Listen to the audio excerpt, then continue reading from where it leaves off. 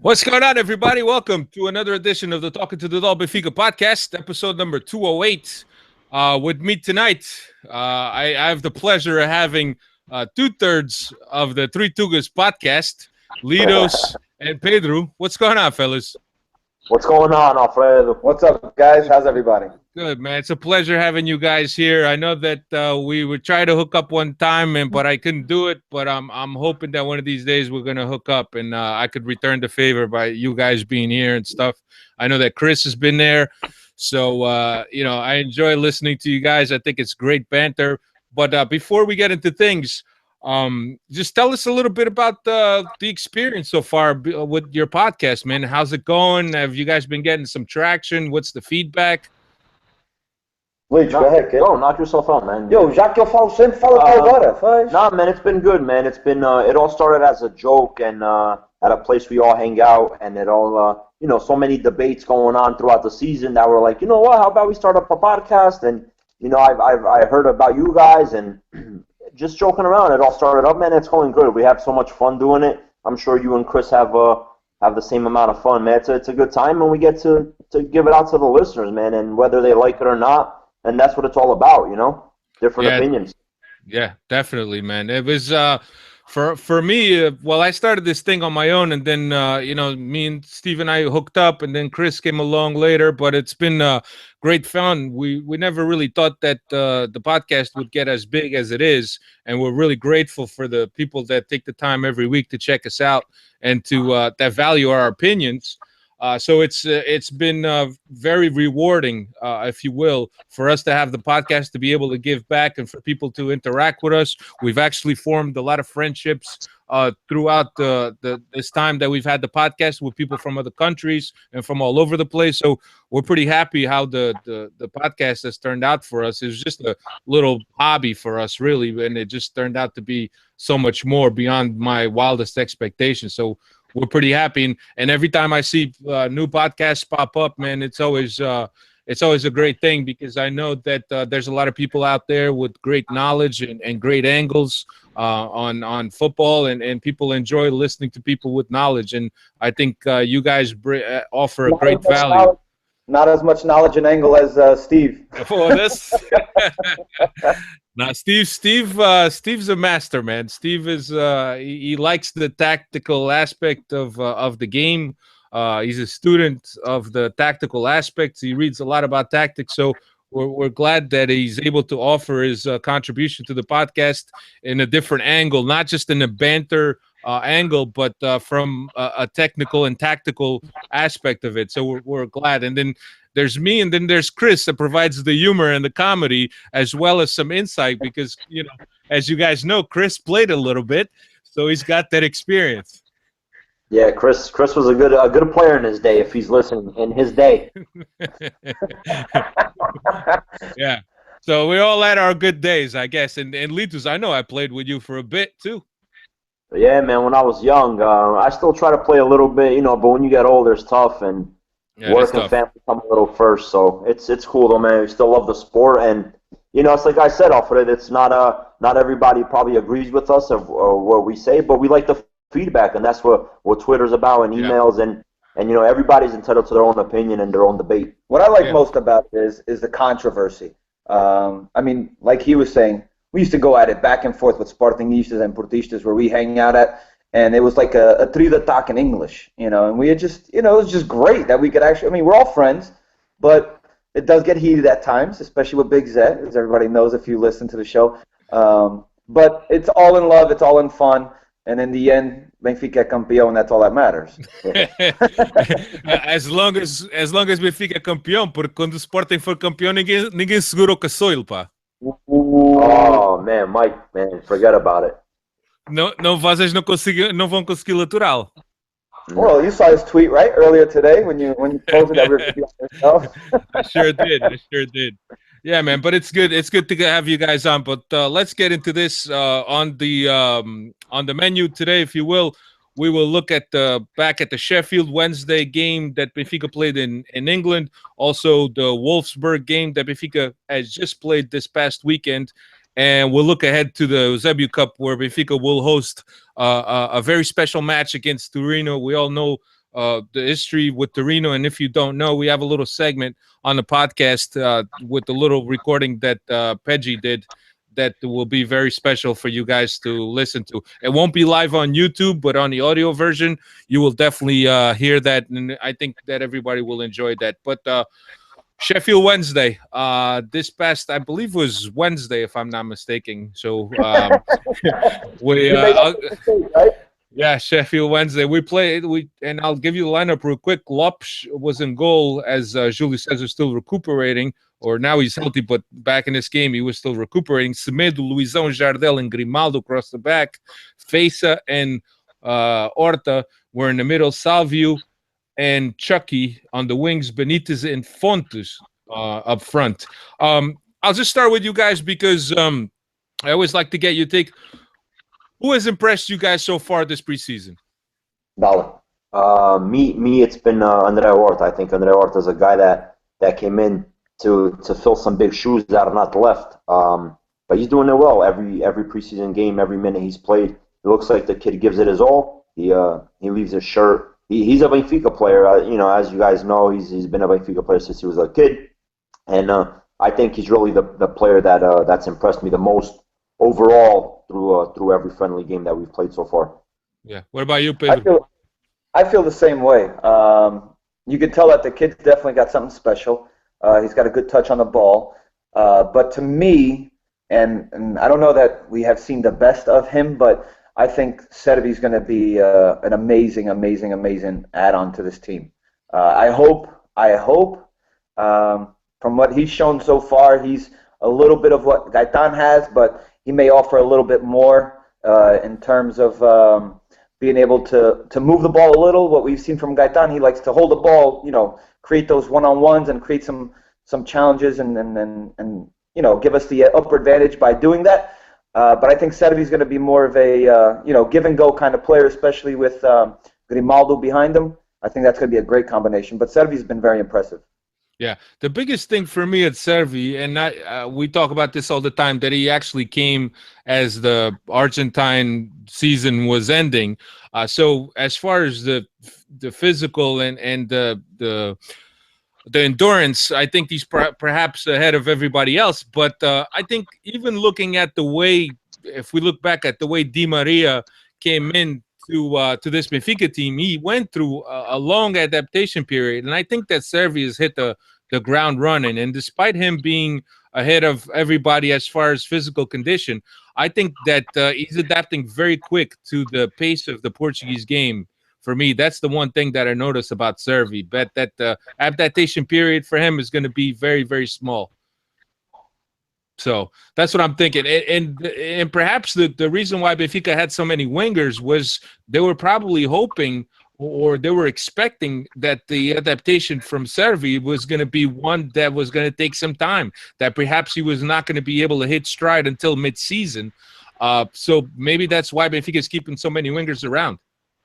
I agree, only because we've seen it with Delishka. They're coming from a season where it just finished right before our preseason pretty much starts, and they start off great. They hit the floor running, and all of a sudden, come October, November, some of these guys run out of gas, and we don't know that whether or not that's the case with Servi. I'm hoping that's not the case, but I mean, if that happens with Servi, at least we've got backups like Salvio or Zivkovic or any of the other guys, Guedes or whoever it may be, to fill in that spot.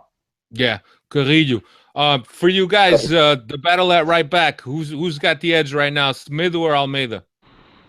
Right now, you got to go with Andre Almeida. I think Andre Almeida is last year. He did his thing towards the end of the season, and from the reports that we're reading and even watching games, he's been playing pretty good, Andre Almeida. And Nelson Smith fell off a little bit with that injury, and I think it's going to take him a little bit longer to try to get that spot. But I think Andre Almeida is gonna be the starter come August 7th, and from there on.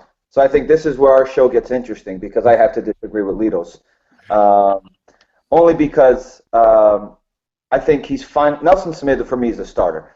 I think he's back to where he was pre-injury. I know we're talking about the Sheffield Wednesday game, but based on the Wolfsburg game, I think he's almost there. And I think he's going to take that spot right before the season starts. I think he's going to lock it down. Yeah. I mean, I think that he could either go with either or. I think they both provide a great depth to that right back position. You got Almeida, who's a guy that's more consistent, if you will, more conservative in a way that he goes up and defends. I think he's a better defender than Smedu. And then you got a guy like Smedu that he could penetrate. He could get behind defenses. And sometimes when you're playing against teams with two banks of four, you need that verticality, I think. But I think both of them are interchangeable. Absolutely. What about you, Pedro, on the other side? Grimaldo, I mean, we haven't seen Eliseu. Does Eliseu is Eliseu at a disadvantage because he hasn't been at camp? I think he's only reporting the first, if I'm not mistaken. I don't know that not being at camp is going to be his disadvantage. I think his biggest disadvantage is going to be the athleticism. We know that he's quite a bit older than Grimaldo. Grimaldo's moving forward. He doesn't have the shot that Eliseu has, but I don't know, his touch on the ball, his technical ability just seems to be way above what we've seen from Papo Seco even last year. Defensively, not the same, but you know, with time, I think Grimaldo will learn that. How do you feel, Leo? Yeah, I think Grimaldo got the spot. I don't think Eliseu's at a disadvantage because Rui Vitória knows what Eliseu can do. He saw him all of last year, and but I think Grimaldo, man, he's a lot younger. He's a guy that goes up and helps the offense a lot. He defends well, and I think it's Grimaldo's spot to lose at this point. Yeah, I have to agree with you on that. I think that Grimaldo has been exceptional, and he's been one of the guys that have stood out. Another guy that stood out for me is Fesa. I can't believe a guy that has had a past riddled with injuries that is at this level in preseason. Litos. Feja's a good player, man. He's always been pre-injury. He was a good player, and we know what he had. And he's back at it. And Samadi's just gonna have to work hard to try to get that spot. But right now, I think it's Feja's, man. Feja's playing good. He's clicking with certain players in the midfield that we think might be the starters come the beginning of the season. So Samadi's just gonna have to do something, man. He's gonna have to change Rui Vitória's mind because I think right now it's going Feja's way. Yeah. Pedro, Celis for you still needs some time. Yeah, I'm not convinced with Celis yet. I mean, he looked great at first, but I mean, you see Feja even play against Wolfsburg, and it's not even that moving forward or the transition part of his game that admires me the most. What admires me the most is no matter who those center backs are, he has some amazing understanding and he knows how to read the game very well. And I think that takes a lot to learn.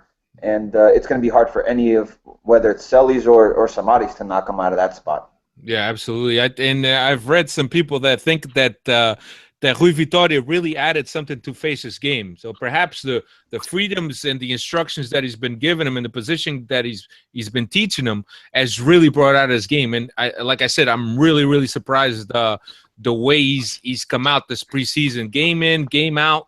The guy is there. No pasa nada. That guy's he's a beast right now for me. And to think of this guy that he could be out for the next 3 months or so, if something blows on him, it's kind of worrisome. But by the same token, we have Samaris as cover. We got Celis, which I still also agree with you, Pedro, that he needs a little bit more time. So we'll just have to see. But right now, Fesa is probably, for me, been the most exciting player in the preseason. Feijão daquela equipe ali no meio, meu amigo.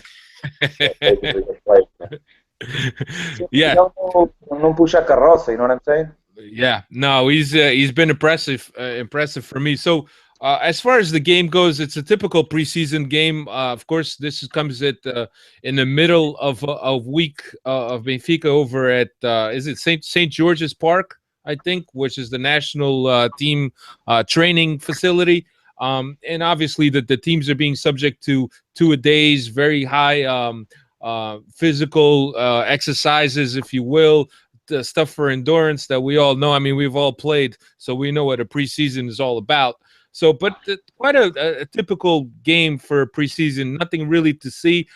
To me, what's impressed me so far has been how well the team is gelling. And from watching the preseason last year and seeing the chaos in which the team was in last year, I think that it's very refreshing and very encouraging to see the way that the team is gelling this year. I don't know, Pedro. You've seen. I know you've seen the Wolfsburg game, but just in general, what do you think about the team's maneuvers on the field? So the team definitely looks like they're working as one, and you would expect that, especially having Rui around for a second year. So most of the team knows, and he knows what to expect from them as well. As far as reading into last year versus this year, to me, preseason means absolutely nothing as far in terms of record, whether you win them or you lose them. We saw Benfica just this past year didn't win a single game in preseason, and we're champions at the end. Preseason for me is nothing but team building, and for the coach to actually see what he's got to work with, basically, is what it comes down to. That's how I feel about it. You really can't read much into it, only because some players are going to be in shape, some are going to be out of shape, some are coming from, if you're acquiring a player that's coming from South America, they're in full swing, and it's going to be easy for them to just shine above everybody else. So I don't know that you can read too much into it. But as far as the team molding and gelling together, the game against Sheffield was not a great exhibition to show that. But the Wolfsburg game was by far a great game to watch, and actually a display of how well defensively and offensively within the transition game Benfica looks, a week later. So I thought that was a big improvement. Litas, what are some of your thoughts on the preseason so far? I agree and disagree a little bit with Pedro, meaning results don't matter, but the performance of the team you always care about. And if they don't get the result, at the end of the day, we're always upset, like, oh man, they didn't win or here or there. But I think Benfica's. Listen, I honestly think Benfica's in a good place. I think the players that Benfica went out and got, so far, they're players that you look at and you can tell that they're going to bring something to the table. Like I said, Andrea Horta is one of them. Servi's another. Those are guys that are going to fill in positions that were filled in the past by good players. And I don't think Benfica's going to miss a beat this year. I really think they're going to have a good season. And I think, once again, we're going to be champions. And I see these players in preseason, and, you got players like Servi and Andrea Horta who are giving it their all every game, every minute that they play. So that's always a good sign. It doesn't look like they're slacking, and I guess Rui Vitória is sparking something up. Yeah, for sure. He's definitely has gone with Horta quite a bit in the middle. My concern with Horta, and look, I don't want to take away anything from the kid. I think he's very talented. I think he's got good feet, good technique, moves well between lines. But you go from a guy, and I hate to make this comparison because they're two different players, but the styles, you go from Renato, who was a guy that was physical and technical at the same time, didn't always operate between lines, to a Horta that's a little bit frail, not as physical, easier to push off the ball, likes to operate between lines, likes to support the forward line as well as the transition going up. I don't know, but I'm liking what I see. But the thing is, for me with Horta, is I think that a player in that role is a guy that is kind of like the metronome of the team, the guy that takes the team forward, the guy that pauses the game when the game needs to be paused, the guy that pushes the team forward and with pace and changes the rhythm of the game. I don't know that a 19-year-old will have that mental capability to bring that to the team week in, week out. Well, I don't know that the 19-year-old part of it is as big of a factor in this, only because we saw an 18-year-old last year do it, right? So, I mean, if an 18-year-old can do it, a 19-year-old might be able to do it. I think the biggest thing, and I think this is where the Wolfsburg game was very important for me, and being able to determine whether or not Horta was the right man for that spot. You could see early on in that game, and the entire game, he covered a lot of ground. He came back on defense between the two center backs to get the ball quite a few times. He would create space. He would move into space. He was pushing the ball up. He would do the give and go. Even at the 10-minute mark on that ball that he gave to Mitro, I think it was in the middle where Mitro just shanked it over the post. I mean, that play comes directly out of his feet in the middle. He get the give and go, the nice, and he runs down the line. The kid's all over the place. My only fear is that he doesn't burn himself out too early, because right now he's all gun-ho about it. He's all excited. He's amped up, and that, this juice could run out, and I hope it doesn't. I hope he doesn't burn himself out. Yeah, I feel you, and I hear your angle. It's a kid that's trying very hard to make the team, because he knows that young players usually end up in the B team. But I think that with the confidence that Rui Vitória has given him and the chances, this is a guy that's played the most minutes in that position. Forget João Teixeira. I think he surpassed João Teixeira by now in a depth chart in that position. So I think that, that's definitely a concern that the kid is going to burn out, because right now he's going nuts trying to make this team and trying to cement a place in this 11 for himself, or in a 23 for all that matters. Alfredo, let me ask you a question. Let's say a man like Horta doesn't pan out, or he goes down to injury. Who do you even see filling in that position? Well, I mean, it's tough, because at one point we thought that Samaris was going to be our 8, but as it turns out, we don't really know what's going on with Samaris, because at one point under JJ, he was an excellent defensive midfielder. When he came to Benfica, he was somewhat of an 8, less of a defensive midfielder. Now we got just read today that Danilo, who was a Braga player, was on loan at Valencia, has gone through his physicals and is supposed to be introduced tomorrow, which is a guy that could play defensive and that central midfield role. So I don't know. I think that we did well by going to get cover, but I think I would have rather had a name for that 8 position, a guy that could make an immediate impact. Right. I agree. So, right now, I think that's the one thing that we're missing for this team. I think these teams are contenders, but to be a super team, I think that if you have an 8 that can make an immediate impact, I think that this team is going to be very hard to beat. I agree. But that's not to say that we won't have that with Horta. Like I said, it concerns me that he's young, and the mental capabilities are not going to be there to endure a very long season with a lot of games, playing against players that are very mature and maybe know how to get under his skin. He's going to be hacked. It's one thing is to play for Setúbal, and another thing is to play for Benfica, where you're going to be, under very strict and strong marking. So I don't know. I like the kid. Don't get me wrong. I like the kid. I think that at 19 years old, a player for that role might be a little too young for it. I think the perfect example is what we saw with last year with Gedge. That's my biggest fear with Horta.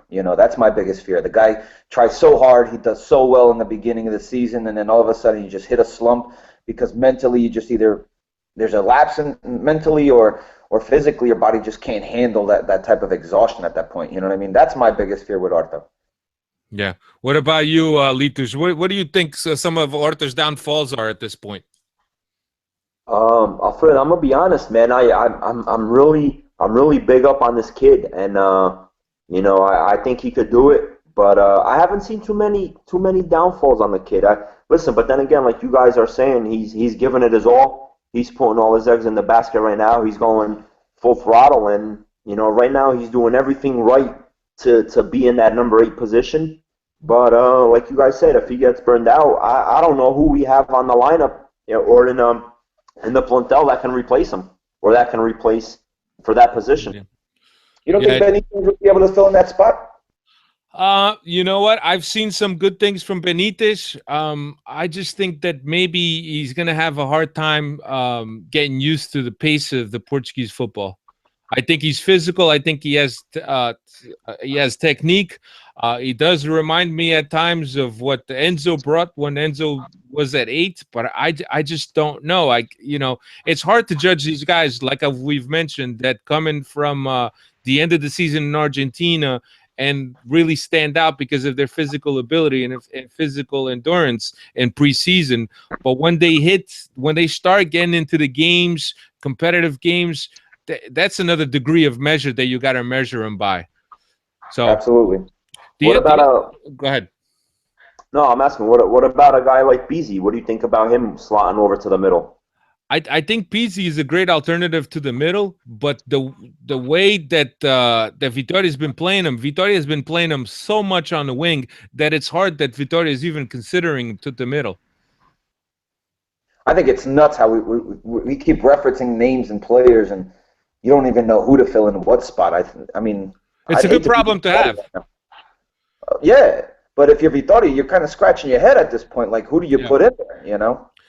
The other thing that I like about Horta is that because he's a guy that operates so well in between lines, when Benfica is playing against the Moreirenses and the Feirenses and the Arocas of the world, what the whole team is defending behind the ball, you're going to need a guy to go in between lines to find those holes, to find those spaces, to make those combinations. And I think that Horta is perfect for that. Absolutely, absolutely. So that's why I think that we benefit from having a player like Horta, despite his age, and You want to share that blue moon? despite his age, and I know that Renato Sanchez is an exceptional player, and perhaps it's hard to compare other guys to Renato Sanchez at his age. But I think that Horta has a lot to offer to this team. I don't know if he'll be a full season player, but he has the ability, he has the skill set, and he has the desire. And on top of all, he's a Benfiquista, like Lolitos has said. Benfiquista Absolutely. through and through. You see him at the pavilhões watching the modalidades, and this guy, he loves the club. Him and his brother love the club. So I just hope we have the same situation here with Enzo, from Enzo to Renato to Andrea Horta, as we did, within the last so many years from our trincos. We had we can go back as far as the Grego, Katsu, right? You got Katsu, and then after Katsu, everybody's like, oh, what do you do now at this point? Then you had Witzels, then you had Matiches, and they just came one after another, and I'm just hoping this is the same situation here. We go from one to another, and it just seems like everybody fills in the spot, and Benfica just seems to be the same Benfica from one year to another. I mean, you'll have some changes here and there, but as long as we lift the trophy in the end, that's all that matters. That's all that matters.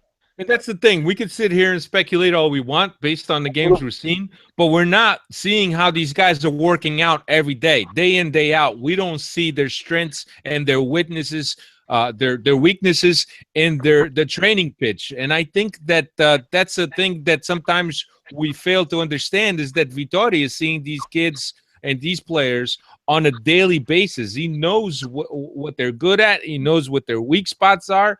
And I think that by developing and by coaching them and by showing them the right direction, we're forming players that will eventually come into the team and make a difference for us. I agree. I hope so, man. So the Wolfsburg game, let's just transition to Wolfsburg game. Paul Lopes, Almeida, Lisandro, Jardel, Grimaldo across the back, Pizzi, Horta, Chucky, Gedge, and Mitroglou. Turning our attention to the center back position. What do you guys think of the center back battle? We got Luizão, you got Lisandro, you got Jardel, you got Lindelof. I mean, that's another great headache to have. Litus, you want to take that? To me, man, listen. I think you gotta go. My preference is Lisandro and Lindelof. I think Lisandro is a good center back, and Lindelof showed what he could do last year. Is that what Rui Vitória is going to go with? I don't know. How do you leave Luizão out? A guy that's been in the club so many years.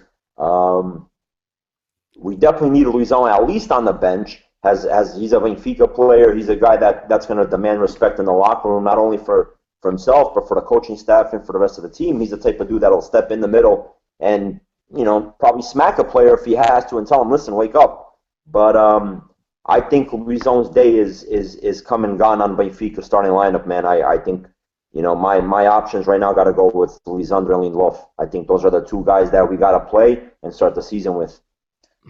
So these are the few times that him and I actually agree.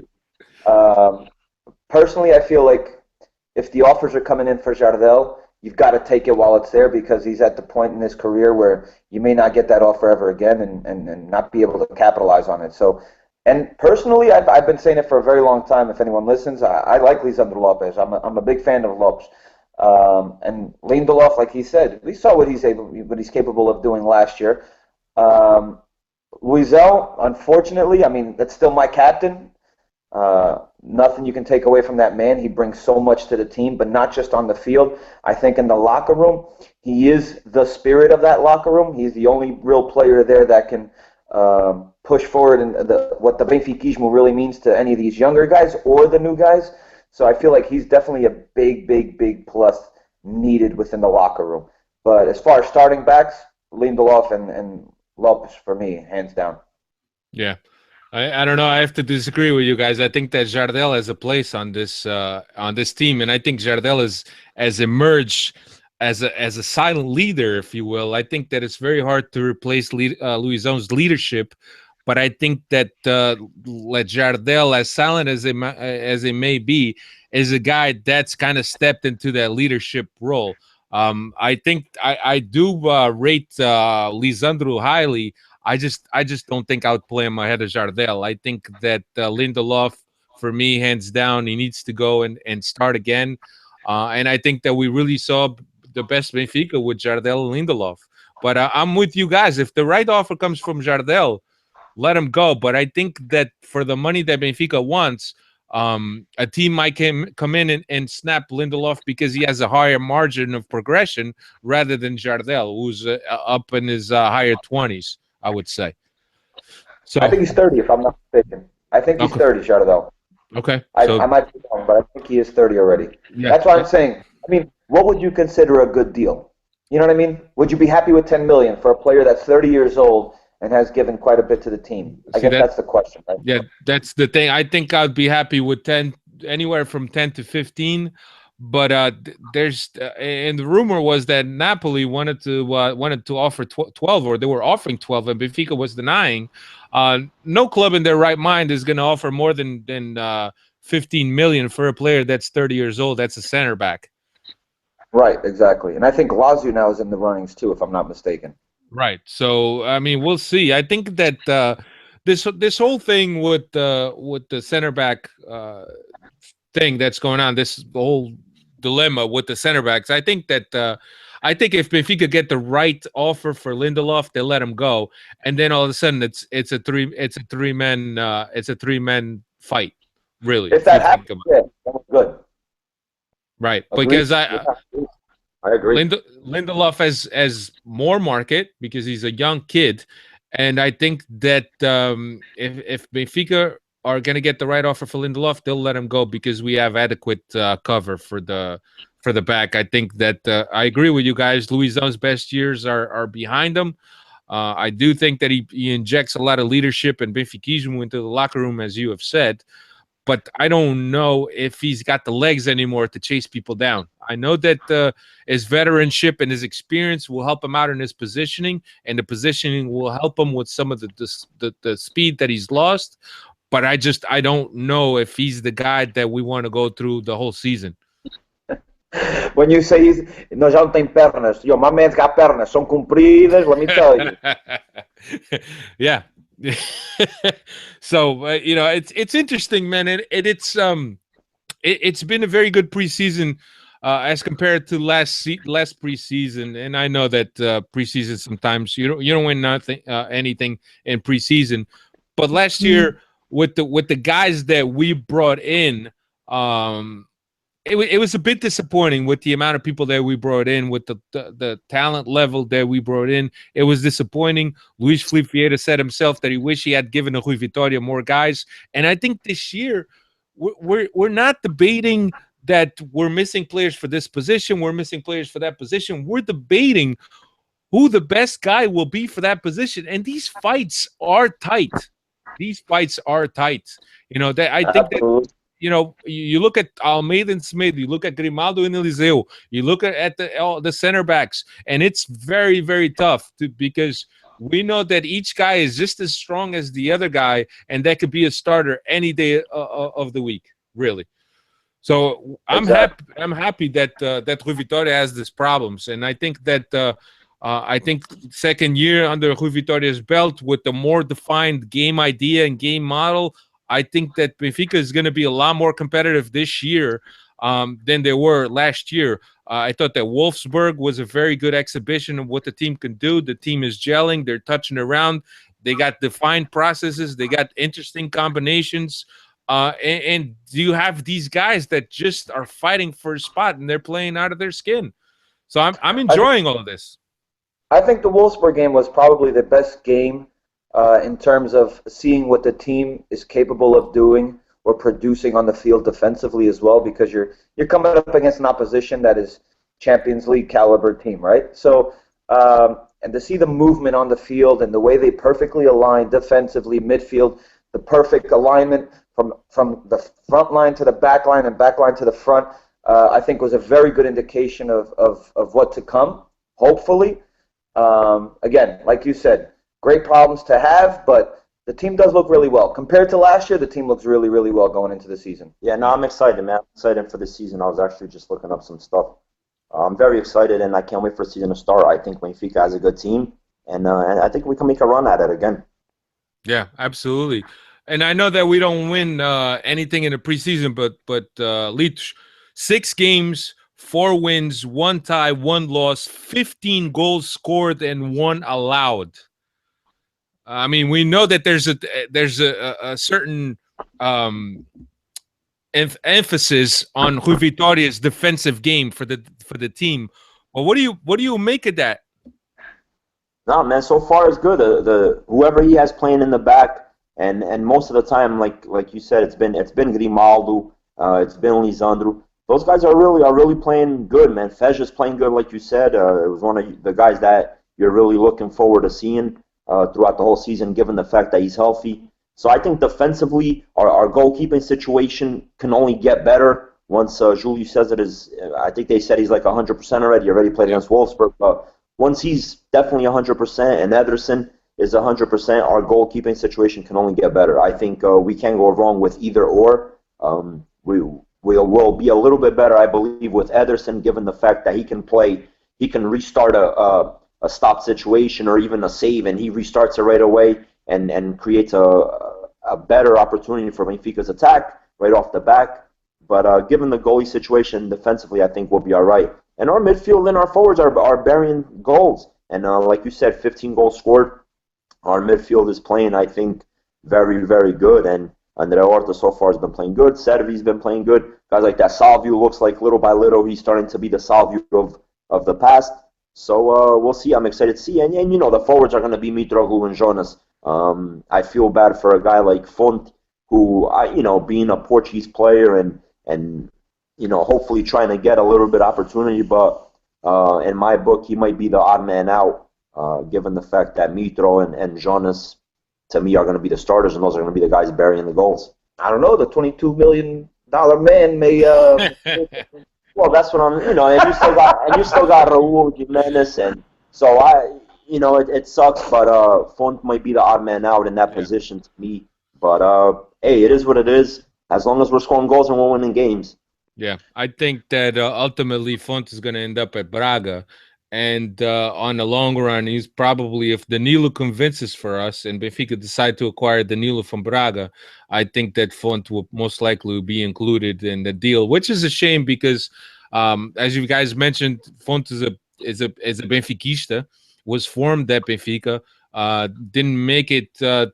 Into the senior squad, spent some time in England, then was running around. Now Benfica brought him back, and it's a shame that that we can't really develop a quality striker and nurture him to be at Benfica, somebody that's Portuguese. So we got to go to foreigners to depend on goals. It's a shame for me, but at this point, I honestly don't understand Benfica's theory or methodology behind keeping certain players. I mean, Font is 26 years old.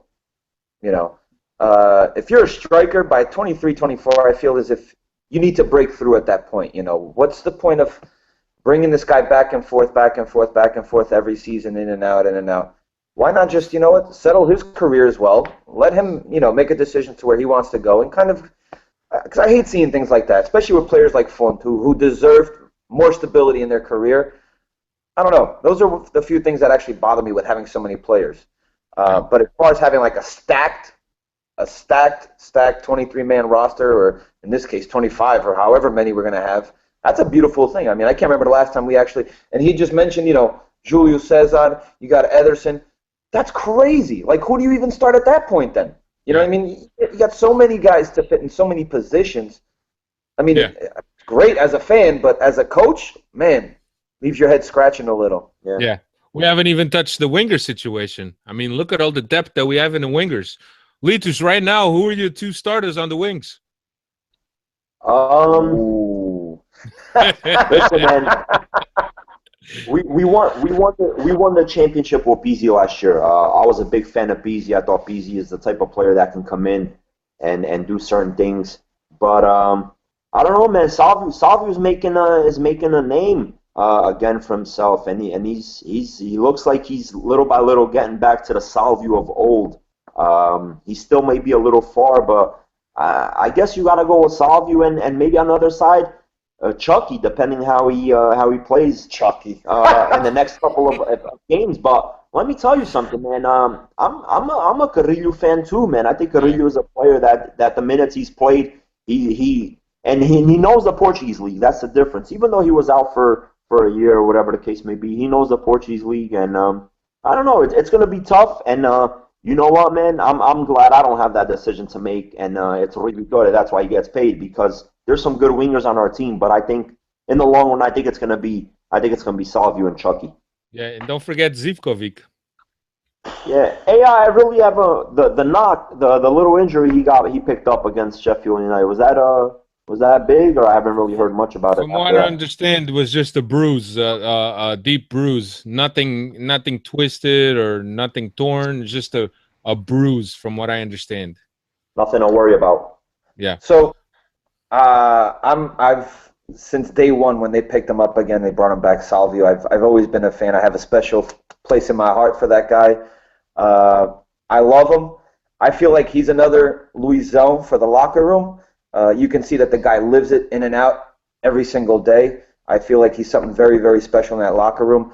As far as him being on track to what he was pre-injury, before the first knee surgery, I wish nothing but the best for him. I hope he stays. That's one. Chucky's definitely going to be my other starter. Chucky, Servi, whatever the hell you want to call him. And as far as Carrillo goes, I hope he gets some burn here and there. He gets to play a little bit, so he's in good shape come the games against Spartan, because I'd like nothing more than to see him score against him. And actually get exposed quite a bit, because I'd love to see January come around and have somebody come in and offer 20, 25 million just to kind of rub it in a little bit more. Mikey, love you, baby. Hey, I'd take 10, 15 million for Carrillo right now. Yeah.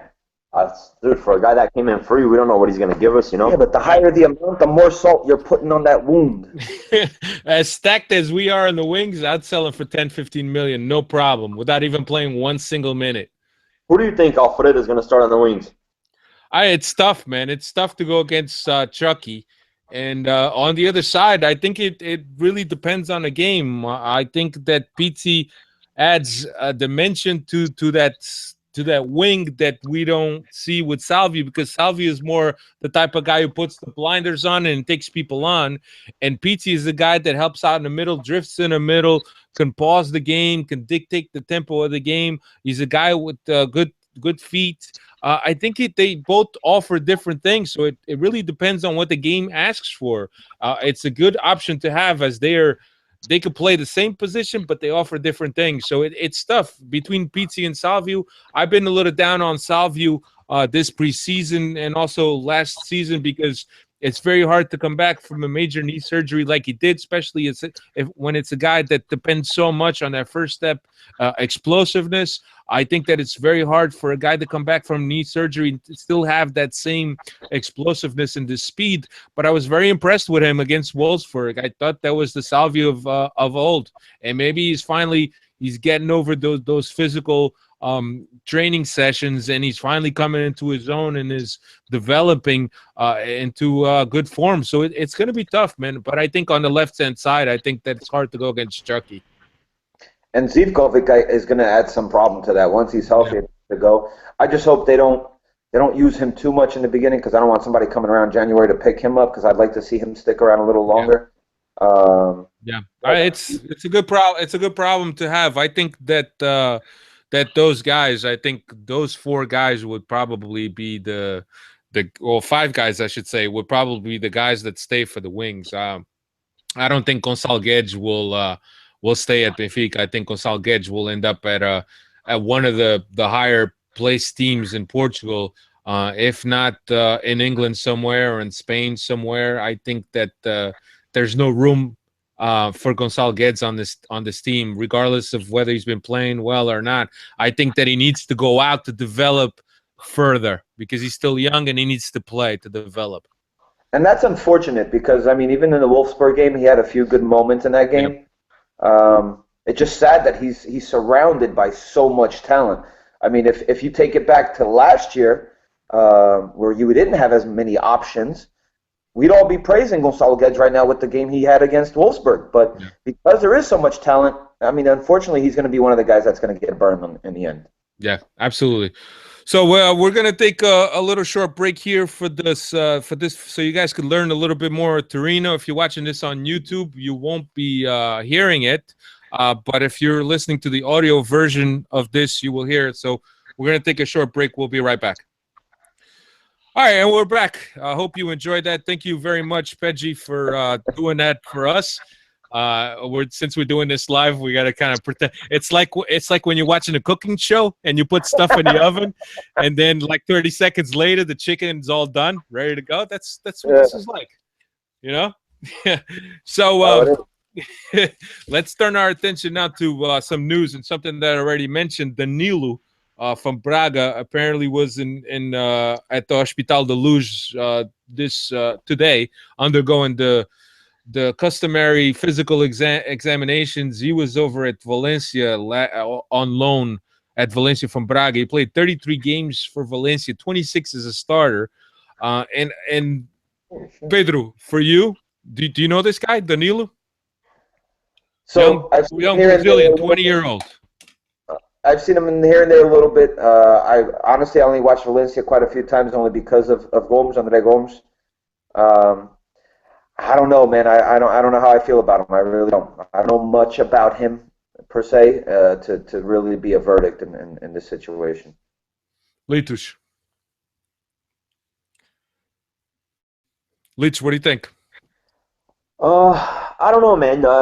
This kid is coming into a team where, looking at it, like you said, we've had already enough preseason games where Rui Vitória is starting to maybe see the players that are going to be on the team, the players that are going to be loaned out. If anybody's at a disadvantage, it's going to be him coming in so late into preseason into a team that's so stacked in the midfield, meaning, even though he doesn't play the wing, but there's so many players, guys like Pedgey that can slot into the middle a little bit, and guys like Benitez. So he's definitely at a disadvantage. My question is, this kid is coming in on loan, correct? Yes, loan with option. It looks like it's a loan move. Listen, I read a little bit about it. We have a thing going on between us here that, it's all about the agent game at times.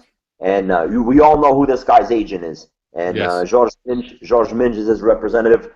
To me, this seems like a thing that this move seems more of a financial situation for George Minge, meaning where this kid has to be in a little bit big team, maybe to sell him in the future, or maybe Benfica to get him and then resell him. He's got to get some exposure. Yeah, I don't think he's going to be a player that, I could be wrong, Alfredo, but I don't think he's going to be a player that we're going to see much of this year. Yeah, unless it's maybe like a Taça game or something like that.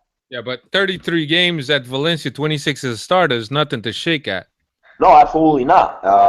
And it's funny that you say that, even though Valencia didn't have the best of seasons in the Spanish league, but the kid still played at supposedly, according to a lot of people, the best league in the world. And Valencia is not a small team by any means. So he has to have a little bit of talent to be playing on that team. But is he going to have enough time to show Rui Vitória right away what he can do to maybe have a spot on the 23-man roster? What that it all depends on what he shows from now on. But I feel like if anybody's at a disadvantage, it's him. Yeah, absolutely. He's coming into a team that has been assimilating processes throughout this 21 days of preseason that they've had so far. So it will be hard for him. But to me, I think that is just depth to that number 8 position, which we are kind of looking for a physical guy to play in that box-to-box role. So maybe that's where he stands in that backup role to Horta, because right now that's what it looks like. Yeah, possibility. Yeah. Another piece of news: the Super Cup is sold out. How much Pedro? How much do you think this has to do with the preseason that Benfica has had and the confidence that the fans have on this team so far? Listen, Benfica is Benfica, whether they have a good preseason or a bad preseason. It's a nation, my friend. It's not a club team, it's a nation. That's what I tell everybody. So no matter where we go, we're going to sell out, so it don't matter. But, I mean, having a good preseason, it's definitely a plus. We're expected to sell out anywhere we go, no matter what. But it should be an interesting one, but we're going to sell out no matter what. Let's be realistic. You know what I mean? Yeah. What about what's up? No, listen, it's August. It's the beginning of August, which means there's a lot of Portuguese immigrants that are in Portugal for the summer. And, that's, for a lot of people, it's the only time they have to see a team like Benfica play. And, you had, no matter where in Portugal the game was going to be, I feel that it was going to be sold out. Especially when it means something. Yeah, it could have. Listen, we all know the stadium is sold out because everybody's there to watch Benfica. Nobody. You're gonna get maybe 2,000 or 3,000 fans that are there to watch Braga, if that. Everybody's there to watch Benfica. The immigrants, man, and that's good. It's good that they make these games like this, so people that don't live in Portugal and that travel to Portugal in the summer, they get to see their favorite team at least once a year. Yeah, absolutely. Chris is over there. Why don't we try to see if maybe next year, if you got like a Benfica Sporting or Benfica Porto in the Super Cup, see if you can talk to his connects over there. Maybe you can bring that shit over here to Red Bull Arena. You know what I mean? That'd be nice. Yeah, I don't think Benfica's coming to North America anytime soon, to be honest with you. Yeah. We heard a lot of stories about those guys. Yeah, not after the last preseason, which, I mean, there's teams that do it all the time, but it's very taxing and exhausting. There's a lot of traveling that takes place because the country is so big. So, I mean, it's difficult, man. It's difficult. But, Chelsea does it. Real Madrid and Barcelona and all the other big teams do it. I don't know how much that impacts their season, but, I mean, they make a lot of money, but they're out here also. They get super compensated. You know how it is, man. I'm sure they get compensated 5 times more than a team like Benfica gets compensated when they come here. So for them, it's all about selling jerseys and making money. If you really look at it, and if you look at teams like Chelsea, and I'm not putting Benfica down by all means, but you look at a team like Chelsea and Real Madrid, they got enough players on the 23-man roster that can probably start, on other teams. So they have a lot of players they can interchange throughout games, and they do play a lot of games with the Taça League and all that. But I'm happy. But you know what? It's good that Benfica doesn't come sometimes this far, and they can concentrate on the preseason, because last year's preseason was horrendous. And I'm sure every Benfica fan was worried about the end of the preseason. Like, we didn't win not one game, and so it's cool that they stay closer to home and they get to be with their families and be close and not have to travel too much. Yeah, absolutely. On other news, Juricic confirmed at Sampdoria on a loan deal with an option. Pedro, what's your take on Juricic, man? Oh, he's a big fan, Alfred. I'm telling you right now. That's why I asked him. I was such a big fan of his. I'm not gonna lie. I had a lot of high hopes for him. I had a lot of expectations, only because I had seen him play a few times in Holland. It's just sad that he hasn't come around. But I don't think it's a question of his talent or his ability. I think it's more of a question of his mental state of mind. I think that's what it comes down to. I don't think he ever really adapted to the Portuguese league or the Portuguese style of soccer, which isn't very far from the Dutch league, to be honest with you. But it's just sad to see. But bye. I mean, it is what it is. Let's see how he does. He's bounced around from club to club and has failed to impose himself. So I don't think that the style of football that's played in a particular league has anything. I think that you hit the nail on the head. The mental aspect of it, it's not there, because I think he's talented. I've seen the kid do great things with the ball, excuse me. But I just think that he just doesn't have it mentally. Some guys are just like that. They never progress into the next level. Exactly. I mean, if you recall, I'm sure you were there, Red Bull Arena last year, Benfica Red Bulls. When he came on, it was a game changer. The guy looked like he'd finally come around. We had spoken about it. We were sitting near each other, and even at the end of the game, we had spoken about it. Dudicic came in, changed the game, made it all different. We were hoping we were finally going to see, the real Dudicic, the one that we had originally invested in. But it just doesn't seem to happen. It just doesn't seem to be that way. Yeah. Another piece of news I read today: Silvio, Elder Costa, and Pelé look like they're all on the way to Wolves in England. This is the team that Talisca is also rumored to be going. And of course, the biggest link on this Wolves thing is that one of Jorge Mendes' closest friends or partner in business is the owner of Wolves in England. Silvio, from what I read, has rescinded with Atletico Madrid, so he's free to sign. Elder Costa, who's still connected to Benfica, was at Monaco last year, is going to go on loan. And Pelé, who is on loan at Paços Ferreira, I want to say, last year. I think so. Is going on a permanent deal to Wolves. I think Talisca may still be headed there. Yeah, Talisca hasn't been playing, and from what I understand, there's some injury problems there. But I think just from looking at him and his demeanor, it looks like something is going on there. I know that his wife is about to have a baby, so maybe there's a little bit of hesitation on traveling. I know that at one point there was talks about them going to Liverpool and having a worker's permit that Benfica had to wait for it. I think then there was a thing that Chris mentioned on one of the pods that in order to have a worker's permit, you had to play so many minutes for the national team or something. I don't know whether that's true or not, but those are all things that are circulating. And I heard that since England had actually pulled out of the EU, it was even going to be even more difficult now to actually get a working permit for any other player going over there. Yeah, it's very, very possible. On another piece of news and something that it interests all of us, NOS, which bought Benfica's rights, and I think they also bought Porto's and Sporting's rights, if I'm not mistaken.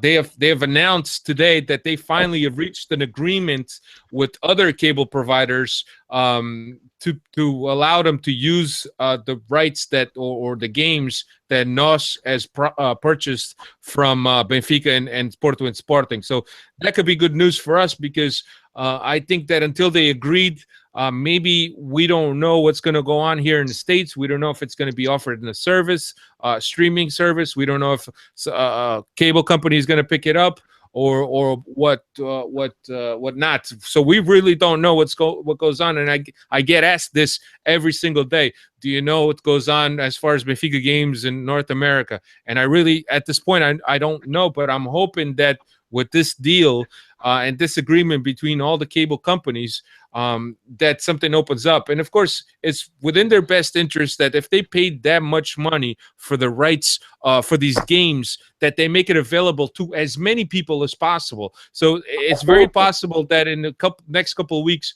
we will see something or we'll hear something about a service like Fubo, like what was the NGSN was another service that offered the Portuguese league. So we're hoping that the next couple of weeks, and of course the start of the season is right around the corner. So within the next couple of weeks, we should hear something about what's going to happen with the TV rights and Benfica games here on this side of the world. So I think you hit the nail on the head. They should make it easy for everybody to be able to get it, so they can really, really, really see the fruit of what they've actually invested in. I just can't understand why they keep going to these streaming service. Why is it so difficult to get a damn game in this country? Honestly. I mean, you can turn on the TV and see the French league. You can see whatever the hell you want to watch, except O Glorioso. What the hell is going on? Well, the Telemundo at one point was showing Portuguese league games. Telemundo. There's so many Mexicans in the Portuguese league now that the Telemundo was all over that. Yeah, right. Univision, the sports. Yeah. It's just sad. It's just sad. I don't understand why they got to make it so complicated. Just sell it to ESPN. I'm sure ESPN will love to create ESPN4 or something like that for it. They can get a customer for that. ESPN PT. There you go. Something. Yeah, I think that we'll definitely see something for sure. It's within their best interest to have it shown. But you guys are right. But you think back 10 years ago, we didn't have as many football on TV like we have now. Now, at any time of the day, we could catch a game on TV on the weekend. Absolutely. Yeah, right about that. Turn on any of the channels. You could, Bean Sport or whatever, FS1, you could catch a game on TV. Think about 10 years ago. Think about 20 years ago. Era o relato lá na esquina da Ferry Street. Alfredo, but we always got to see the game 10 years ago. And now you have a harder time getting to watch the game on TV than what it was 10 years ago. That's what I don't understand. How are we going backwards here? You know what I mean? 10 years ago, you used to have to go to Tio Pep and pay $20 to get in. It was a big. The guy would put up a sheet or something in the corner of the room, and you just have a projector. Yeah. I remember watching Benfica's 6-3 over Sporting at Tio Pep with my dad. You're talking about 20 years ago. Yeah, 20 years ago. Yeah. So that was quite something. But I don't know what's gonna happen. But I'm hoping that they're gonna figure that out soon. I think they'll figure something out, man. It's a lot of money they paid for the rights, man. I think they got to figure something out. Yeah, for sure. I think they have to, man, because there's a lot of money here. There's people willing. I mean, we were paying what Fubu, which was kind of shitty in a way. What, $14 a month to get Sport TV Americas, which would basically have all the games in Benfica TV also. So right. I mean, people are willing to pay. I mean, I'd pay $15 a month to be able to watch Benfica's game every week. Hey, Fredo, 10 years ago, I don't know about your parents, but my parents were paying $30 a month 10 years ago just for the Portuguese package on Dish Network. And everybody did it, and they seemed to do whatever they wanted to do just to get the games, right? Yeah, so how that's can right. Such a hard thing? How can it be such a hard thing to be able to get these games out over here? Come on, let's be honest. You know what I mean? Yeah. And at one point, I think that Dish was offering, they were offering, the Ciabras channel? Yes, that's SPT, right? Yeah, SPT, and they had them, and they paid a pretty penny, but they were charging the commercial places a lot of money for them to show the games. So I mean, for you guys, I know that you guys get out there to cafes and the churrascaria to watch these games. You guys get together, but some of us, I enjoy watching the game at home by myself in my cuecas. So it'd be nice to have it at home, man. Yeah, I think they'll figure something out, man. It's gonna happen. Freddie, you still got to come out and catch a game with us, dude. I definitely have, man. I definitely will. I promise.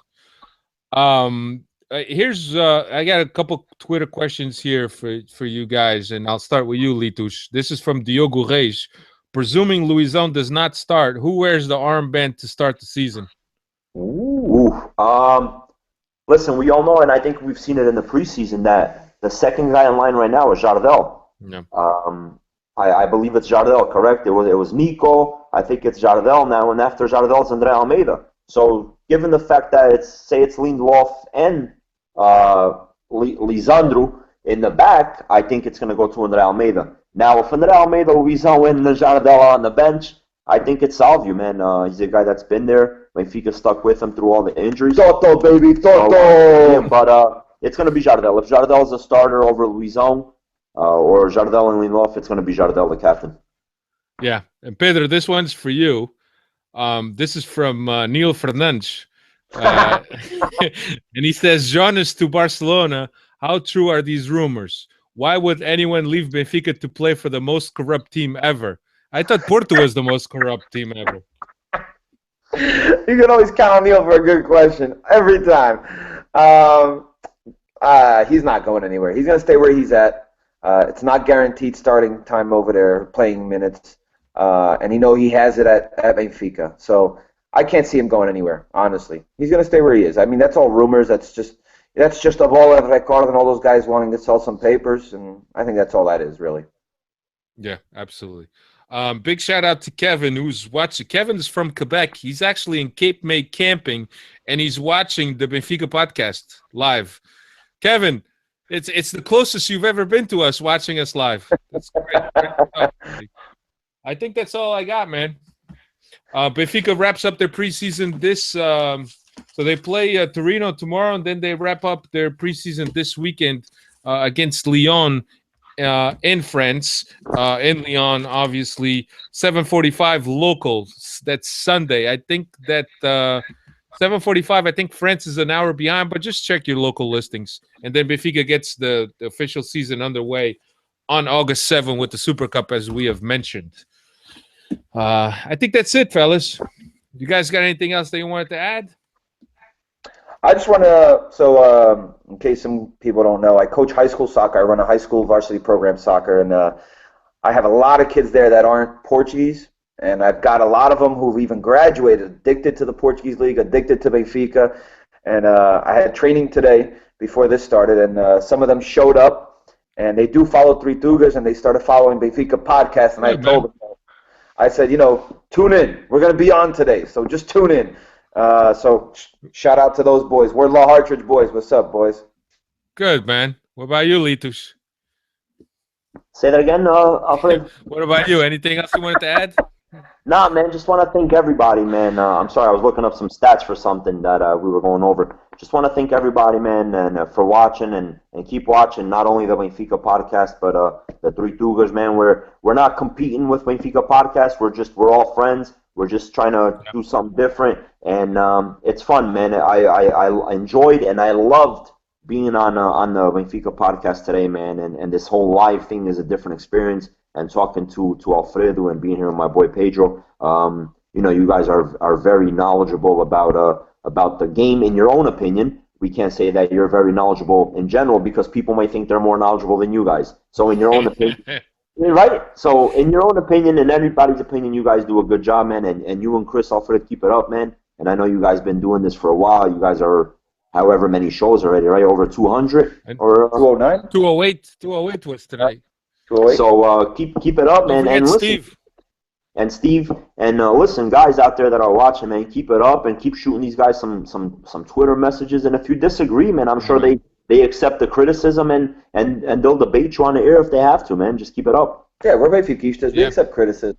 Yeah, no, yeah. I mean, when you guys popped up, man, it was actually I was really happy that you guys popped up because there wasn't really a show that just spoke about the Portuguese league in general, and I thought that there's an audience out there for that, and I think that you guys with the knowledge that you have, with the Sportingista that you have on there, I think it's great banter. I never really saw you guys as a competition, and I still don't see it because we got our own thing, which is Benfica, and you guys just cover all of the Portuguese league, which for a lot of people, that's a great thing because there's a lot of people that don't know how to read Portuguese. There's a lot of people that don't watch games, and they pop in your podcast on their way to work or working out on a treadmill and get to catch up with the Portuguese league, get some funny shit, get some banter back and forth, and I think that you guys are doing a great job in that aspect. Thanks for the support. It's been fun. It really has been fun. And we just try to, reach out to the people like you said.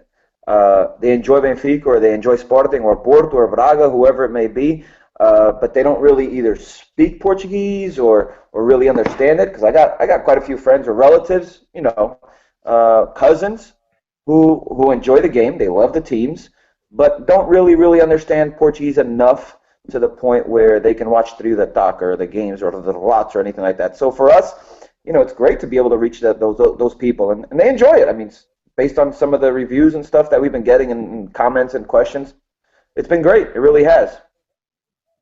Yeah, man. Absolutely, man. You guys are doing a great service, so keep up we're always going to support you guys, and whenever you guys need to, I mean, you already got enough Benfiquistas on the podcast, but whenever you guys need for one of us to just stop in and give our opinion, man, we'll be glad to do it, man. Keep up the good work. You guys offer a great service, man. Thanks for having us, man. Thanks for having us. Yeah, thank you both for being here today. We were hoping Cristiano would be here, but Cristiano was in Portugal, so God knows what he's up to over there. And Steve couldn't be here. He had some personal stuff that he had to take care of. Next week, yeah, next week.